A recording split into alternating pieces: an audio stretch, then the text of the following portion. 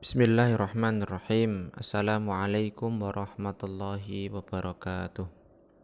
Selamat pagi anak-anakku semuanya. Mudah-mudahan kita semua dalam keadaan sehat walafiat. Amin Allahumma amin. Baik anak-anak, sebelum kita belajar pada pagi hari ini, mari kita awali terlebih dahulu dengan bersama membaca basmalah. Bismillahirrahmanirrahim. Baik anak-anak, pada kesempatan pagi hari ini kita akan belajar tentang pelajaran yang baru. Kita lanjutkan.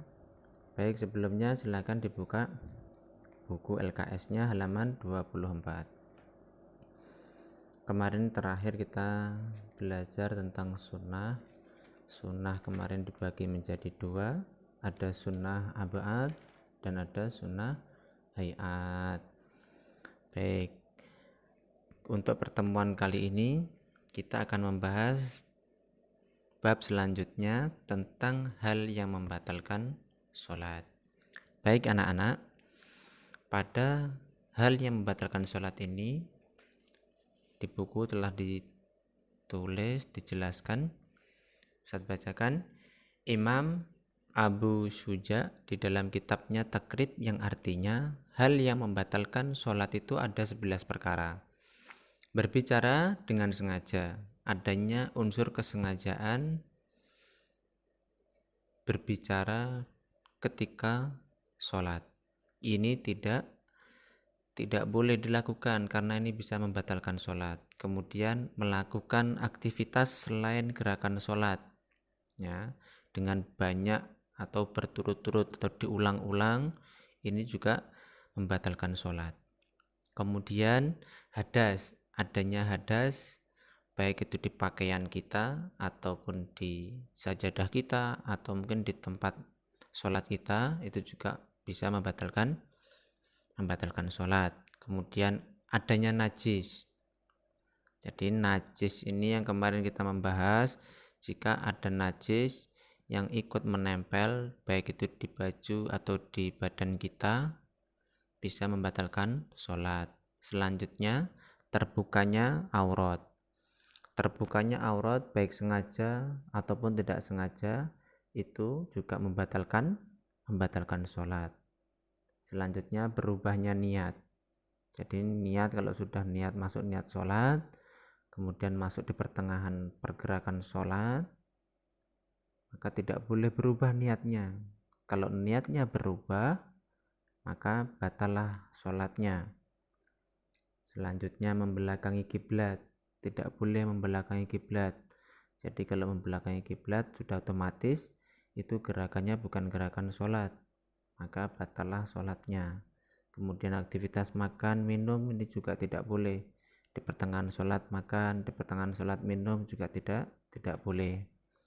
Tertawa terbahak-bahak juga tidak boleh, meskipun ada hal-hal yang sifatnya menurut kita lucu, tidak boleh tertawa karena kita dalam keadaan sholat. Jadi kalau sampai tertawa terbahak-bahak, maka batallah sholat kita.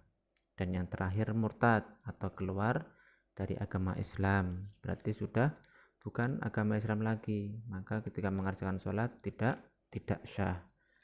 Baik, kalau sudah murtad ini bagaimana Ustadz sholatnya? Sholatnya tidak sah.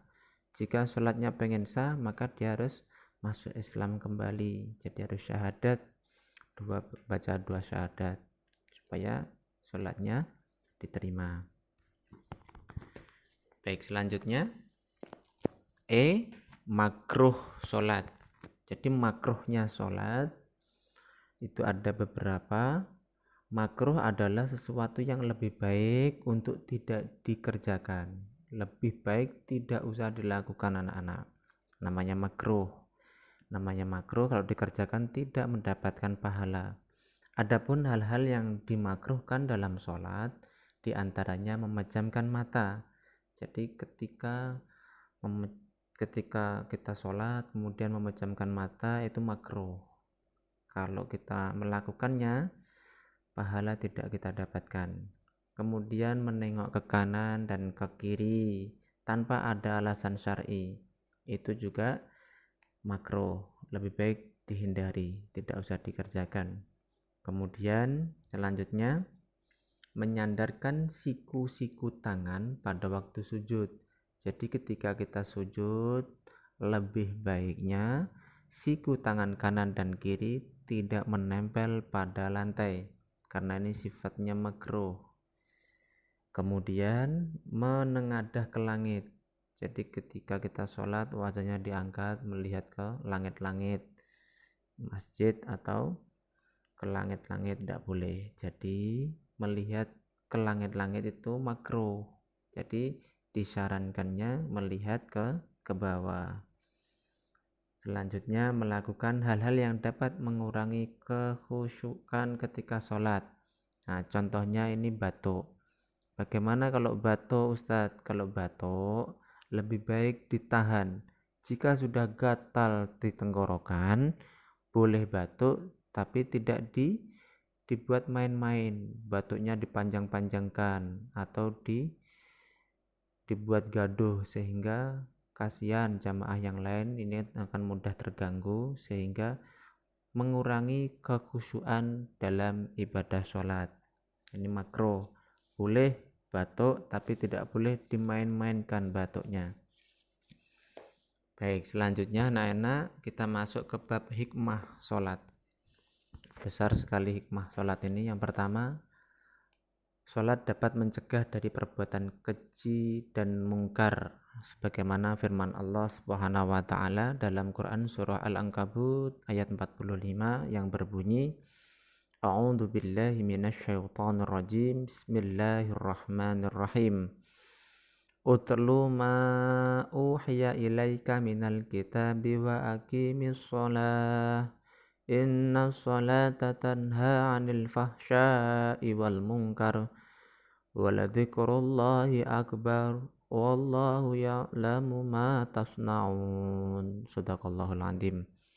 Yang artinya, bacalah kitab Al-Quran yang telah diwahyukan kepadamu Muhammad dan laksanakanlah sholat. Sesungguhnya sholat itu mencegah dari perbuatan keji dan mungkar.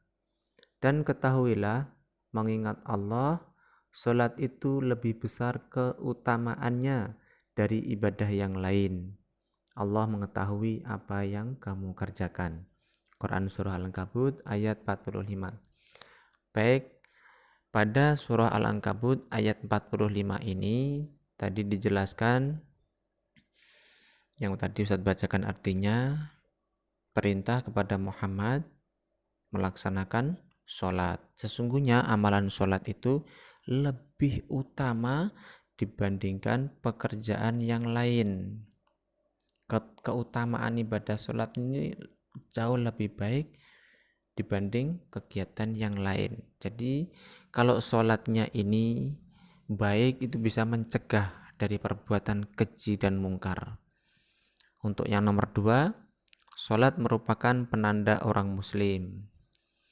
Pada umumnya telah kita ketahui bahwa orang muslim itu wajib mengerjakan yang namanya sholat fardu 5 waktu.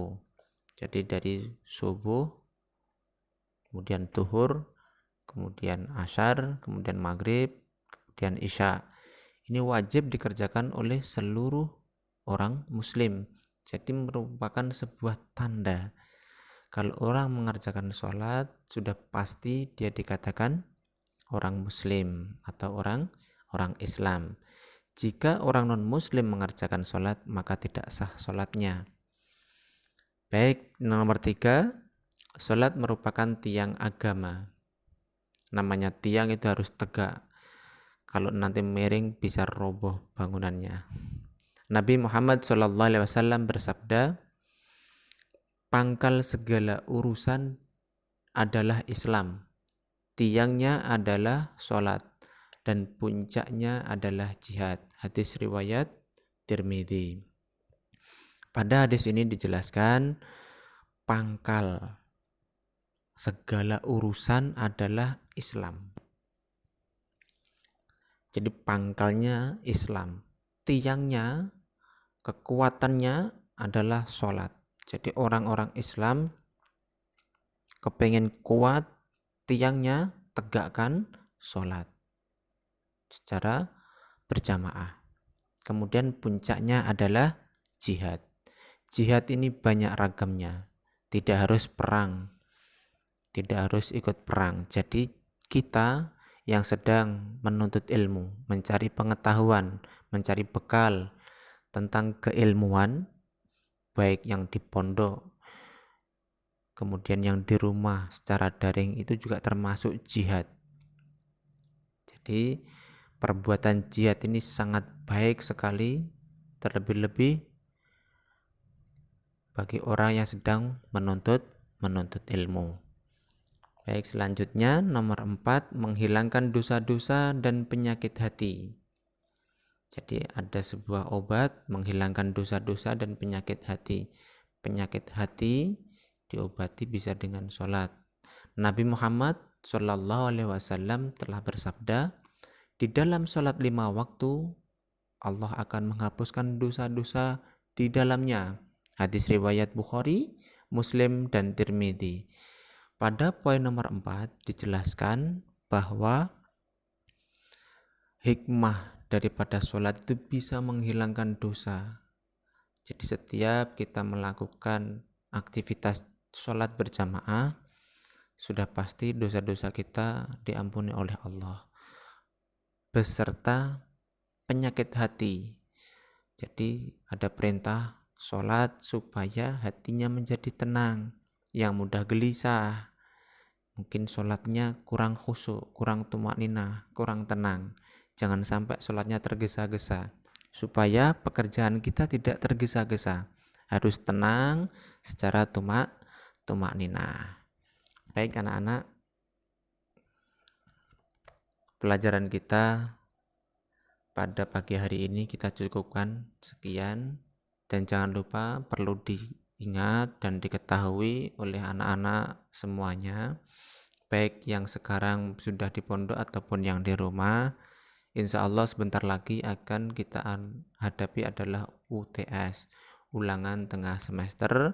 Nah, nanti silahkan ditunggu saja kapan akan dilaksanakan, khususnya pelajaran Ustadz, pelajaran fikih.